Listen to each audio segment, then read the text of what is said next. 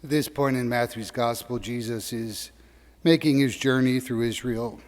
Now he ventures outside of Galilee into the Gentile territory of Tyre and Sidon, two Phoenician cities on the Mediterranean coast just north of Palestine.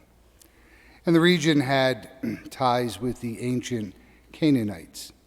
Hence, the woman in the story is described as a Canaanite woman. Recently, not that long ago, it was reported that scientists had discovered the DNA of ancient Canaanite people in people today living in present-day Lebanon. And immediately the news reported the fact that, and then added that the Bible, you see, is wrong.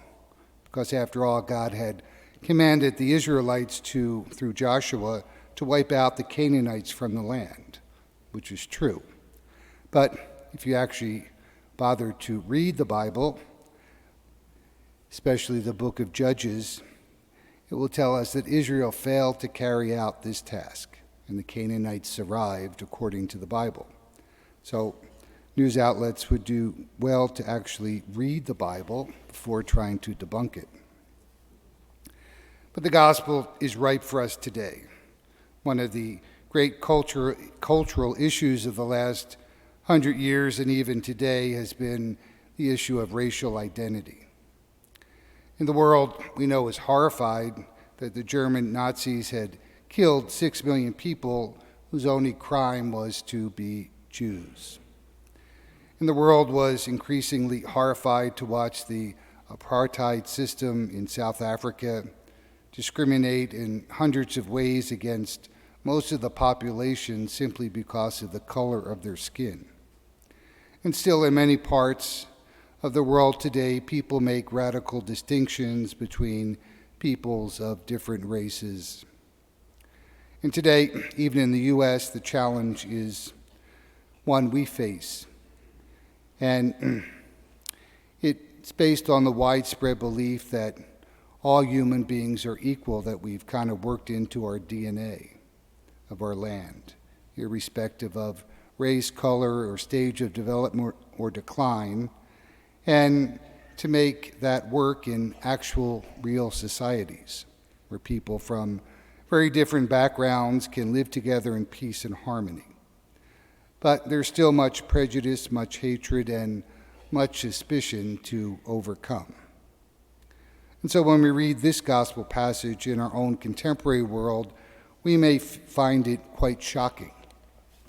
It looks as though Jesus, to begin with, is refusing to help someone in need because she's from the wrong tribe, the wrong race. We wouldn't think much of a doctor or a nurse who refused to treat a patient because they weren't from the right family background, or the right political party, or had the right skin color. So the story on one level seems strange to us. What's actually going on? At this point in Matthew's gospel, Jesus, we hear, is focusing on the lost sheep of the house of Israel. He's going around Israel to regather the 12 tribes. And it's important to remember he's not a traveling doctor healing every sick person he meets. He has a very specific task: to go to God's people and to let them know that God was fulfilling the ancient promises he had made to them. The kingdom they longed for was beginning to appear. But the message was always aimed at Israel, that they stood first in line for God's promises. Not to maintain that would be to imply that God had made a mistake in choosing Israel, through whom his word, his new life, would be brought to the entire world. If God's new life was to come to the world, it had to come first through Israel. So Israel had to hear the message first. They needed to hear God's promises being fulfilled. And so at first, Jesus limits his ministry to the house of Israel, as Matthew's just told us. It's just not yet that he's going to go beyond the borders, but the time will come. But as with much of what happens in Jesus' public ministry, the future tends to break into the present and especially in this moment. And it seems to catch Jesus by surprise. Jesus already commented on the remarkable faith of the Gentile centurion who came to help for his servant. Now he remarks on the equally great faith of this Canaanite woman. She does have great faith and great persistence. And she gives really one of the great comeback lines. And it's great that the Gospels chose to write it down and recall it. There's a story when Pope John the 23rd was elected Pope, and he went to the Cathedral of St. John Lateran to take possession. It was the first time many of the Romans were getting to see him. This was 1958-59. And two women were watching the procession. They looked at him. They said, "Wow, he's really fat." And he overheard them, and he looked it up, and he said, "Madam," he said, "it was a conclave, not a beauty pageant." Sometimes you just have to come back with the right line. And so she says, "Heal my daughter. She's possessed by a demon." And Jesus says, "Well, no, not right now, because I have other work to do." And she's not content with Jesus' response. And we're told she did him homage, which meant she probably bowed down before him or made a similar gesture. And then she renews her request, "Lord, help me." She accepts his lordship. She is confident Jesus wields the divine power necessary to release her little girl from demonic oppression. Still, Jesus declines. It's inappropriate, he says, to take the food of children and give it to the dogs. His first priority is to bring blessing to the Israelites, the children of the Lord by covenant. The Gentiles, for their part, are depicted as little more than house dogs, than true family members. They were ignorant of the God of Israel and his ways. And at this point, I think many would have given up after that second failed attempt at soliciting help from Jesus. But not this woman. No, not her. She presses forward. "Please, Lord," she begs, "for even the dogs eat the scraps that fall from the master's table." And then Jesus responds, "O woman, great is your faith." He's impressed with her persistence, and he rewards her by freeing her daughter from the nightmare of demonic assault. What she knew was that Israel, indeed,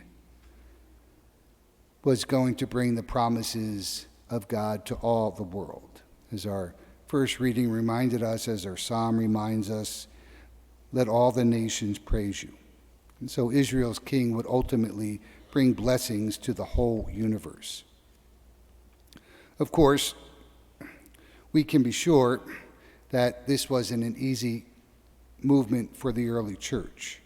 From early on, the church began to accept Gentiles on equal terms with the Jews, but there was a lot of conflict that came with that. But the battle was eventually won by Paul.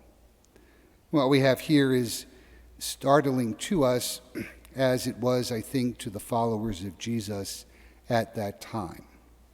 The woman's faith broke through that waiting period, the time when Jesus would send his followers out to all the world. In a way, this woman is already celebrating the good news of Easter. Like her, we face many issues which try to bring God's glorious future to bear on the present moment of difficulty. And she teaches us, this woman, not to be content to wait for the future, but to find ways to bring the kingdom alive right here and right now.